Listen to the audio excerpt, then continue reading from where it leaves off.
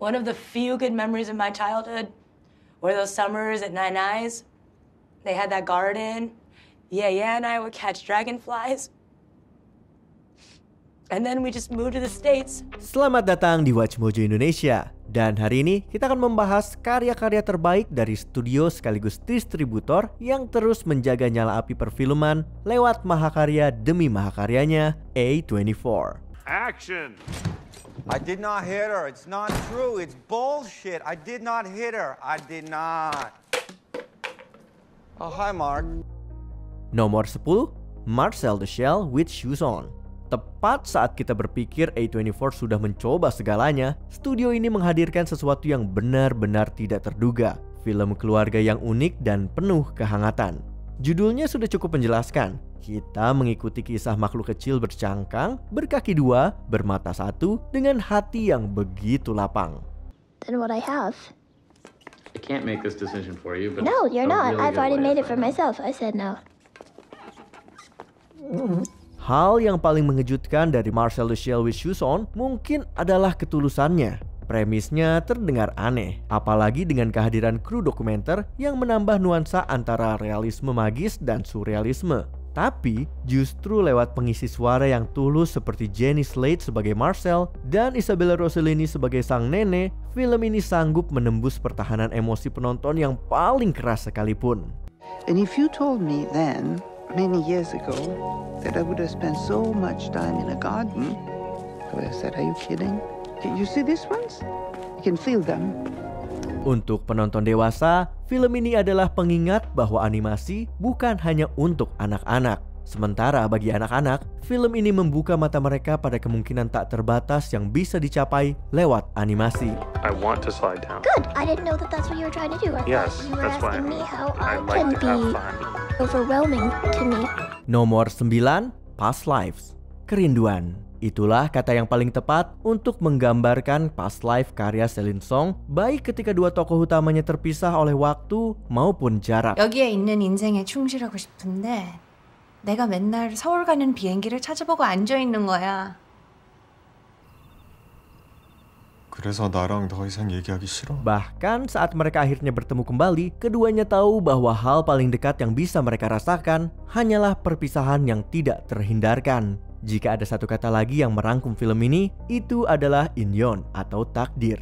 Nora dan Haesung tampak seperti pasangan yang ditakdirkan untuk satu sama lain. Namun, karena masing-masing memilih jalan hidup yang berbeda, kisah mereka terasa seperti sesuatu yang tidak akan pernah terjadi. Atau justru sebaliknya. Tidak ada yang tahu pasti. Dan disitulah letak kekuatan emosional film ini. 그때 우린 누굴까? 모르겠어. Bahkan saat kita telah menemukan kebahagiaan sejati bersama orang yang kita pilih untuk hidup selamanya, bayang-bayang tentang apa yang mungkin bisa terjadi tetap akan menghantui.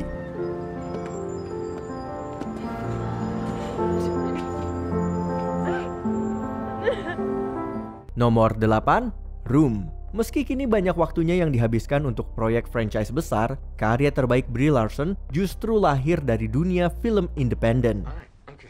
I'll get him some tomorrow night. You need to take him to the ER right now. Stop You can't wait this, until there. tomorrow night. Please, I'm begging you.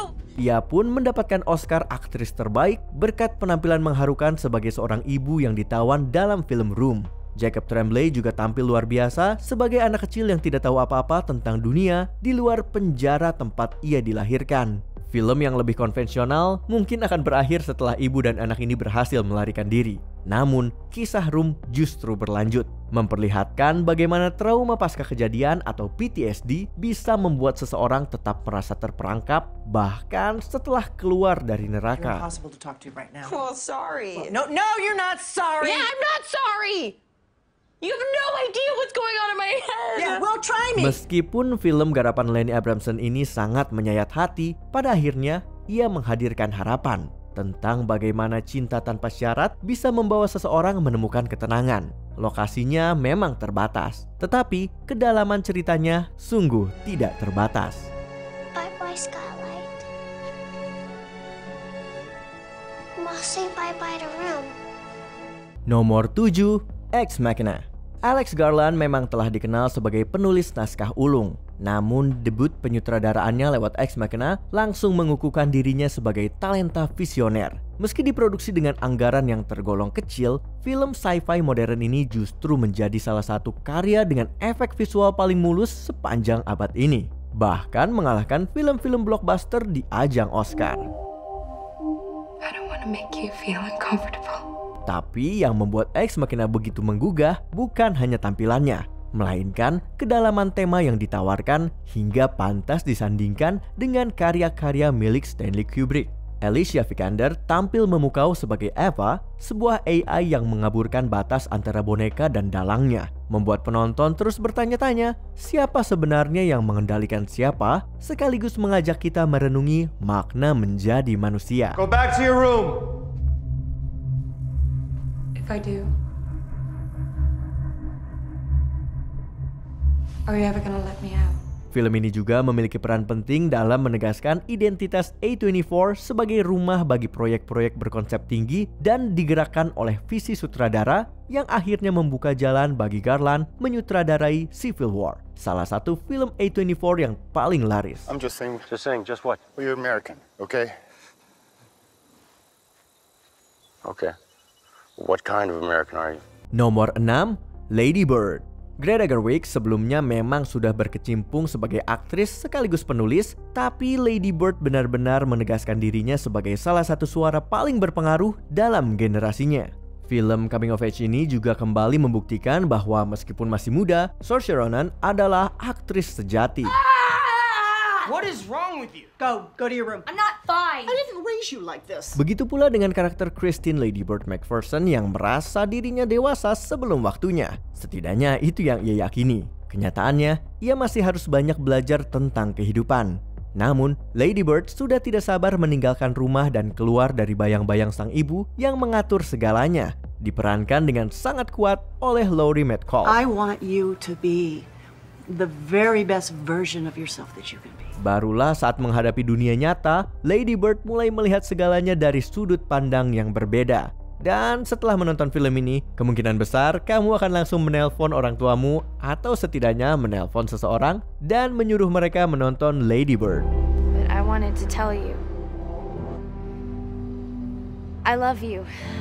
Nomor 5, Uncut Gems. Kalau Good Time terasa seperti serangan panik dalam bentuk film, maka Uncut Gems karya Safdie Brothers bisa dibilang seperti serangan jantung sinematik. So, I gotta tell you, I'm in a bit of a rush.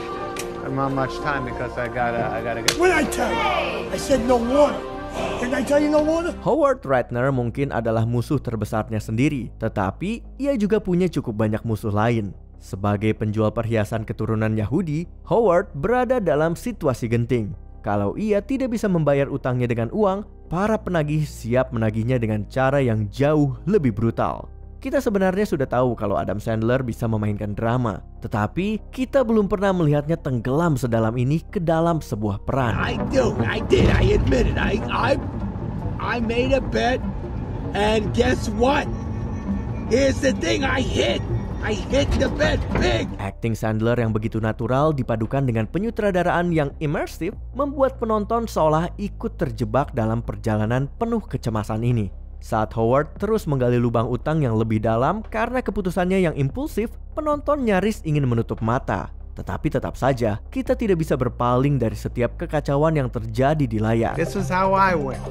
Nomor 4, The Brutalist. Film The Brutalist karya Brady Corbet adalah sebuah mahakarya epik yang begitu megah. Sesuatu yang kini jarang sekali muncul di perfilman Amerika. Tapi bisa jadi Hollywood memang belum pernah menghasilkan film epik seperti ini sebelumnya.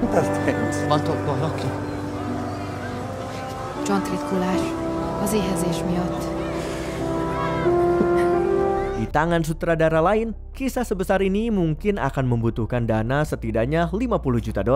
Corbet justru berhasil mewujudkannya dengan kurang dari 10 juta. Dalam hal ini, film itu bisa disebut sebagai trik sulap sinematik. Tampil luar biasa mewah berkat sinematografi yang menakjubkan, akting yang sekuat, desain produksinya yang ambisius, serta durasi sepanjang 215 menit yang terasa pantas, lengkap dengan sesi jeda di tengah film. Audrey, Attila's Catholic wife does not want us here. She does not want us here. Dan sama seperti film yang tidak seperti kelihatannya, impian Amerika juga demikian. Amerika memang tanah yang penuh dengan peluang, tetapi juga ladang para oportunis. The Brutalist menyajikan potret keras dan jujur tentang realitas imigrasi. What do you want me to do in the meantime? With what? Well, our crew. Let him go. You can't, sir. You cannot do Yes, that. I can. Yes. Yes, I can! Nomor 3, Hereditary. Kalau sudah menyinggung film horor modern, kehadiran logo A24 di awal film sudah jadi semacam pertanda bahwa kamu akan menyaksikan sesuatu yang tidak biasa. Di saat yang sama, kamu juga mulai bertanya-tanya, apa yang sebenarnya akan aku tonton ini? Karena kamu tahu sesuatu yang mengerikan sedang menanti.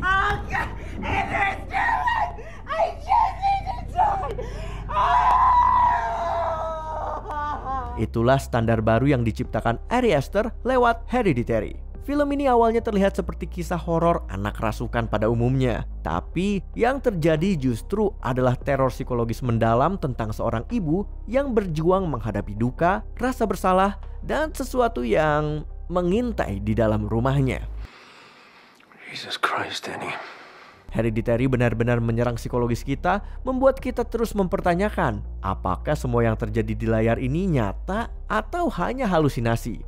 Apapun jawabannya, akting Toni Collette yang luar biasa membuat kita ikut merasakan setiap detik ketegangan dan penderitaan. Dengan satu film saja, Aster dan A24 berhasil mengangkat genre elevated horror ke level yang lebih tinggi. Sebuah pencapaian yang mereka lanjutkan lewat Midsommar.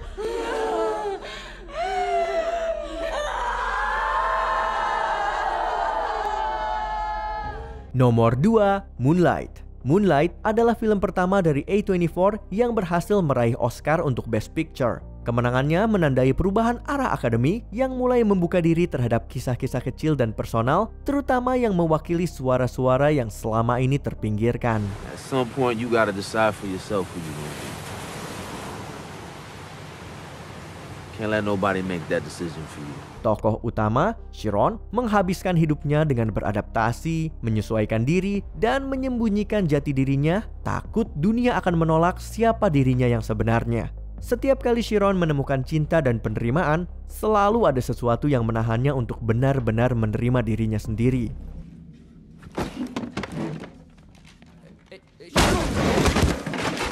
Ia membangun topeng demi bertahan hidup, tetapi justru saat pertahanan itu runtuh, kebahagiaan sejati mulai terlihat.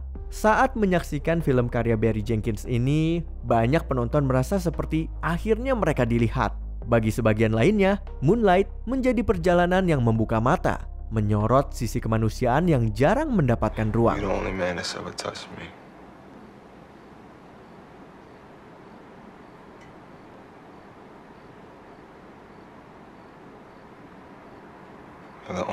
Sebelum kita menyebutkan pilihan teratas kami, ini dia beberapa honorable mentions. The Lighthouse. Robert Eggers mempersembahkan duo paling aneh. You're a dog! A filthy dog! A dog! The Zone of Interest. Contoh mengerikan dari jarak emosional yang disengaja.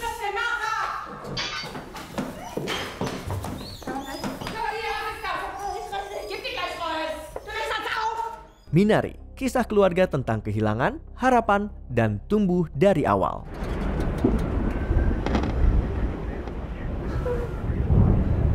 봐봐.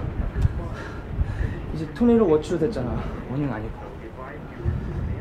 아휴. 8th Grade, kapsul waktu yang terlalu nyata tentang masa-masa SMP.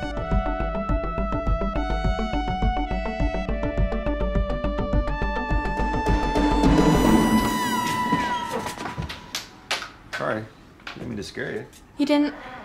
Sing Sing, kekuatan sinema dan teater dalam satu kisah yang menghidupkan kembali harapan. Line? We sure could have used you for some serious backup. Why, we sure could use you for some serious backup. Yeah, we sure could have used you for some serious backup. And then I say, never fear! Sebelum kita lanjut, kami mengupload video setiap hari. Jadi, jangan lupa untuk subscribe dan tekan tombol bel untuk mendapatkan notifikasi tentang video terbaru kami. Kamu bisa memilih untuk mendapatkan notifikasi secara berkala atau setiap kali kami mengupload video. Kalau kamu menggunakan handphone, jangan lupa untuk nyalakan notifikasi di bagian pengaturan. Nomor 1, Everything Everywhere All at Once.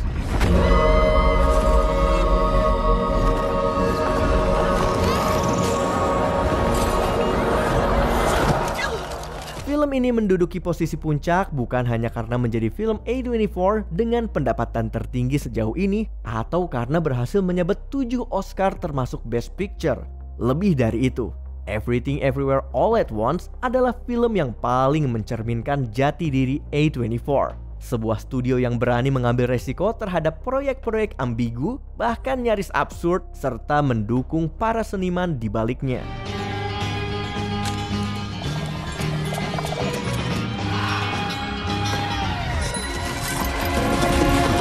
Memang banyak film A24 yang punya ciri seperti itu, tapi tidak ada yang seunik karya gila namun brilian dari duo Daniels ini. Seperti judulnya, film ini adalah segalanya. Sci-fi penuh teka-teki, komedi absurd, aksi bela diri spektakuler, drama keluarga yang emosional, dan banyak genre lain yang disatukan dalam satu ledakan kreatif.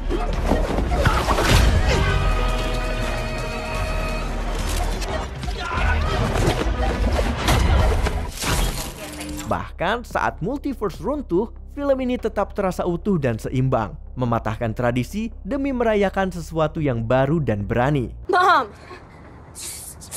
Just stop! Apa film A24 favoritmu? Haruskah kita membuat daftar ini menjadi top 24? Tulis pendapatmu di kolom komentar.